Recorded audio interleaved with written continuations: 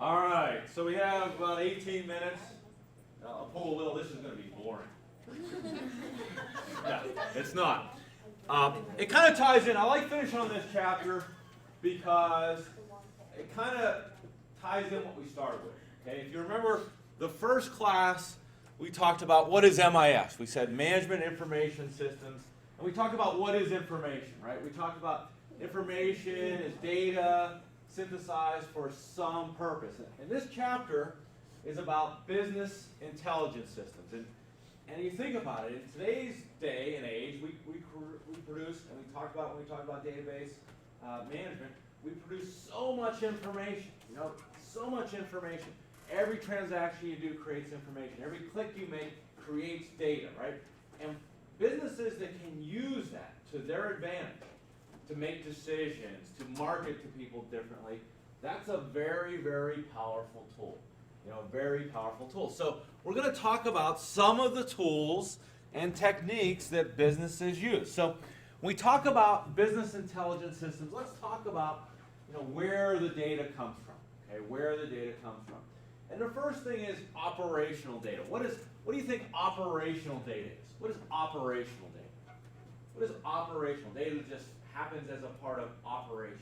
Give me an example. At St. Francis, what is some operational data that we generate every day? Nothing? How about Walmart? What do they generate every day? What is operational data they generate every day? Every second of every day, yes? Sales. When someone goes and buys something, that's operational data. Someone bought some banana, someone bought some diaper, someone bought some bread. That's operational data.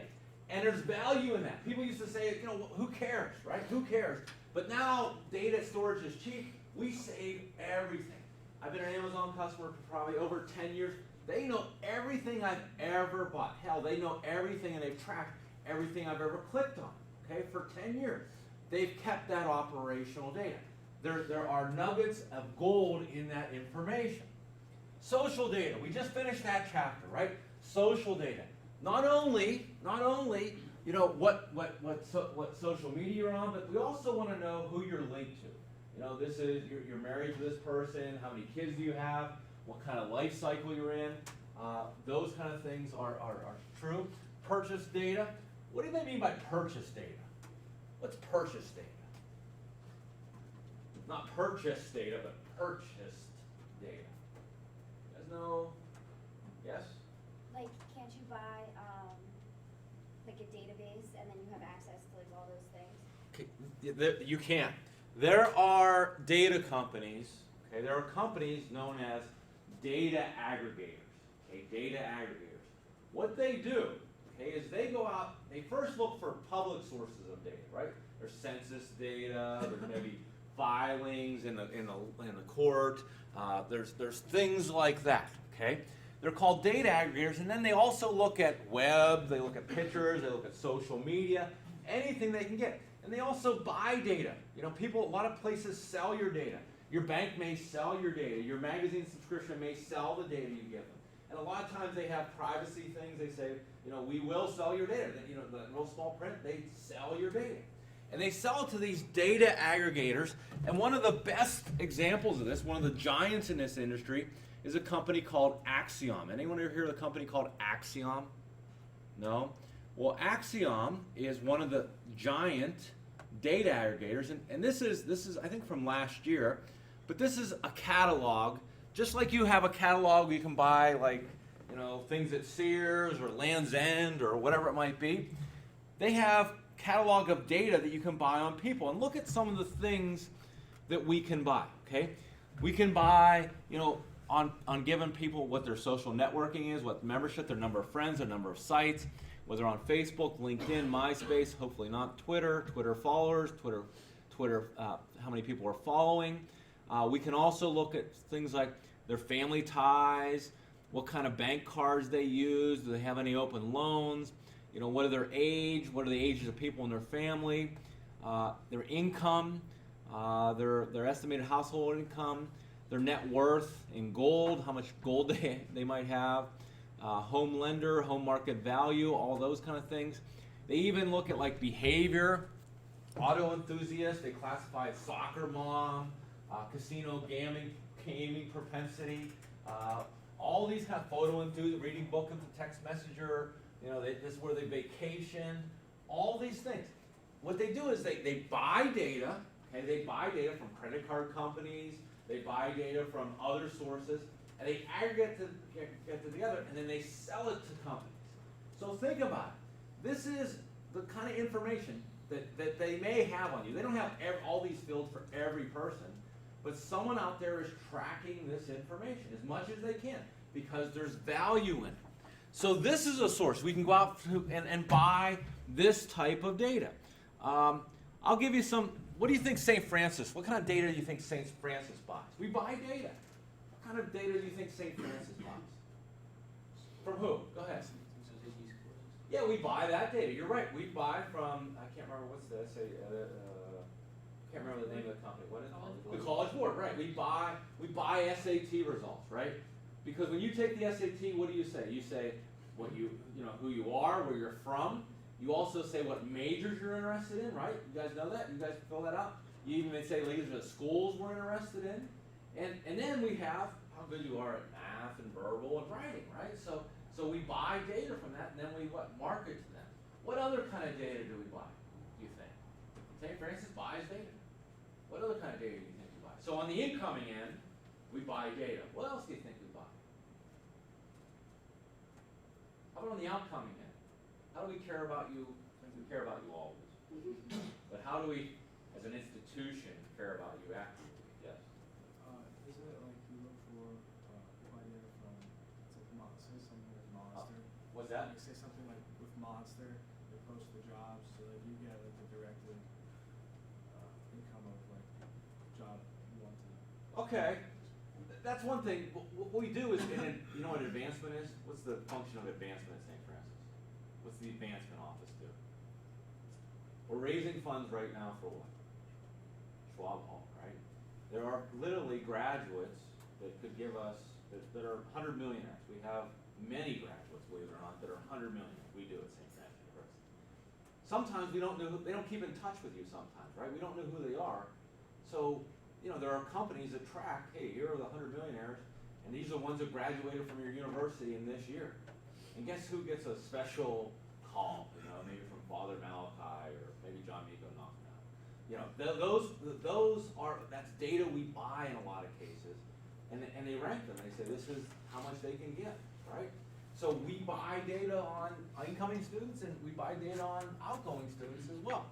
The other source of data, which is kind of harder to track, harder to keep, is employee knowledge, right? We talked about that. Knowledge management systems are geared toward trying to keep, like you had a client and you did a consultation for them, and now I'm doing a similar consultation. Well, I want to use the knowledge that you gained in that consultation to use for my client, okay? That's employee knowledge. So when we talk about business intelligence applications, all these sources of data come together, and it really is, it's just that, it's data. It's a bunch of ones and zeros, it's a bunch of characters, a bunch of fields, a bunch of columns, but what we're trying to do is synthesize it in such a way that it becomes information, and not just informational like, oh, that's interesting, but how do I market to that information, or how do I get value out of it? How do I send this person the coupon at the right time? How do I make sure that I'm spending my time on a customer that can be profitable to me? All those things are the results of business intelligence systems. So, this is the data we gather, and there are things we're going to talk about in this chapter about analyzing the data. We're going to talk about reporting, which we talked about a little bit already. We talk about like push and pull reporting. Reporting information, like taking data, creating information. We're going to talk about data mining. What do you think that term means? What do you think data mining is? What do you think data mining is? Data mining is we take a whole bunch of data and we look for patterns. Look for patterns that, hey, the people that did this and this also did this. So maybe we should market to people that did this and this because we know they're going to do this in the future, right? We're going to talk about big data. Big data is a new buzz term. Big data is saying, we have all this massive amount of data. Let's synthesize it and find some nuggets of information that can be used. we're going to talk about knowledge management. Knowledge management really relates mostly to our internal assets, our human capital, and how we use that, how we capture the knowledge of our employees. We get that information out to knowledge workers and we make decisions. Okay, so let's start with an example. Okay, let's start with a little example. It's a little bit old now, but Target got in trouble. Okay, they got in trouble a few years ago because they actually had, and this is the story now, I'll let you ascertain how this happened. A father was very upset with Target, and he went and he said, you know, why are you sending my daughter all these ads about, like, you know, diapers and baby swings and cribs and carriages? She's not pregnant. And they apologized to him and all that stuff, and it turned out, you know, she was pregnant. So Target knew she was pregnant before her father knew she was pregnant. How's that possible? She was like certain things. She was buying certain things, okay? She was buying lotions and, you know, vitamins and all those things, and they have the ability, they've seen this over and over again, they have the ability to know, you know, people that bought this, it's a 95% indicator that either they're pregnant or someone very close to them is pregnant, right? So what does that automatically send out? They automatically start sending out coupons, you know, because that's a big time of purchasing in your life, you know, when you have your first child, you know, you have to buy all this and all this stuff, and you have baby showers and all those things. So one of the typical uses of business intelligence systems is identifying changes in purchasing patterns, okay? Not just what kind of things you purchase, but if we can be on the forefront of, hey, they're starting to purchase in this venue, maybe there's something going on, and we start marketing to you in that venue, right? Maybe they have a kid that's going to college, so they start buying, you know, like things for college, for travel, like little microwaves and little refrigerators and whatever the hell else you guys drag here, okay? So maybe that is something that we can identify. Maybe they're looking to retirement. So any kind of trends in purchasing patterns. BI for entertainment. Netflix has data on watching, listening, and rental habits, however, determining what people actually want, not what they say. A lot of people say that customers are liars. They will tell you that they want one thing, but what they actually do and consume tells a different story, right? So the data tells a different story than what they say they want. Okay, so that's one of the things we can get from this. Predictive policing. This is another example. Predictive policing is big police forces sometimes use this to say, you know, where are going to be the trouble spots on a Friday night in this city. Okay, it's not like stereotyping. It's not saying, hey, they're not stereotyping a person, but they say seems to be where we're going to have the trouble on this Friday night. So let's put more people there, more patrolmen there. Okay, that's predictive policing. This is another example of business intelligence. It's trying to use the resources we have, you know, for a better result. We're going to do some of this stuff. Okay. So let's talk about the three primary processes, and we're going to take each of those, okay, step by step, and talk about how they may do this. The first one is we need to acquire data. Okay, we need to get data. For us to have information, we need data. We need to acquire data. We talked about where that comes from: operational data, social data, purchase data, and employee knowledge. A couple things we want to do with that data. We want to obtain it, acquire it, and we want to clean up the data. What do you think that means, clean the data? What do you think clean the data means? What do you think clean the data means? What do you think that means, cleanse the data? Especially Like, take out considering, anything you go ahead. don't need. I said, like, take out anything you don't need. Okay, take out things you don't need, right? And make sure you get the stuff you do need, right? So extracting the stuff that you want, but what else? You're right. But what else? Think about some of this data is coming from operational sources. You know, like this data is formatted for doing this transaction or, you know, checking someone out, but it may not be in the right format for what we want to do. So sometimes we have what's called dirty data, okay? Which sounds, you know, bad, but it is bad. But what do you think dirty data is? Give me an example of dirty data. What kind of data might be dirty? Well, let's think. If I have a field called gender, right? And I'm expecting M or F in it, and I see a B or a G in it. That's dirty data, right? It's not formatted correctly for me to analyze. Because when I want to analyze this, I want to break it into two categories. Male and female, not male, female, boy, girl. So that's an example of dirty data. How else can data get dirty? How else can data get dirty? Ashley, have any ideas? Missing values.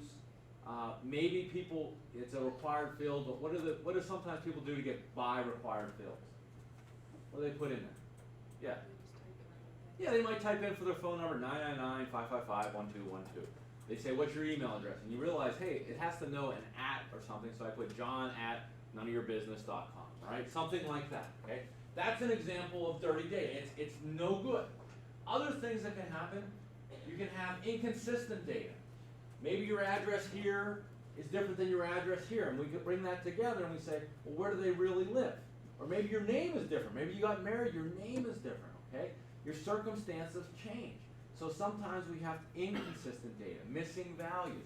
These are all examples of dirty data that we try to cleanse, we try to organize, we try to relate it, and we try to catalog it, okay? That's a big aspect. That's a big aspect is taking all that data from all those sources and bringing it into one picture. Because think about it, we're getting it from transactional data, we may be getting out the social data, and we know name isn't a good key, right? Name, there's 1,000 Bob Smiths in Pennsylvania, right? There's 1,000 of them. How do we know it's this Bob Smith, or this John Doe, or this Jane, right? So we have to catalog those things together. The second thing is, we're going to get to this detail more later, is we perform the analysis. And once we perform the analysis, and we're going to talk about these kind of techniques, and we're going to do some of these techniques in this class, we're going to publish the results. And there's a lot of ways we can publish the results. We can publish them to print, we can publish them to web servers. We're going to talk about automation, pushing it out, and we push or pull it out to our knowledge workers. In this aspect, when we talk about acquiring data, we're going to talk about things like data warehouses and data marts, which are repositories of data. So we do have class Monday. We will have the following Monday. I want you to make sure you bring your laptops. That's Monday after Thanksgiving. I don't know what that date is. The first. Wow, it's December already? Crazy stuff. Okay. So I will see you guys. Have a great day, a great weekend. Good luck to anyone competing this weekend. The football team, the basketball team. Who else? Anyone else competing? Competing with yourself every day, right, Earl? Yep.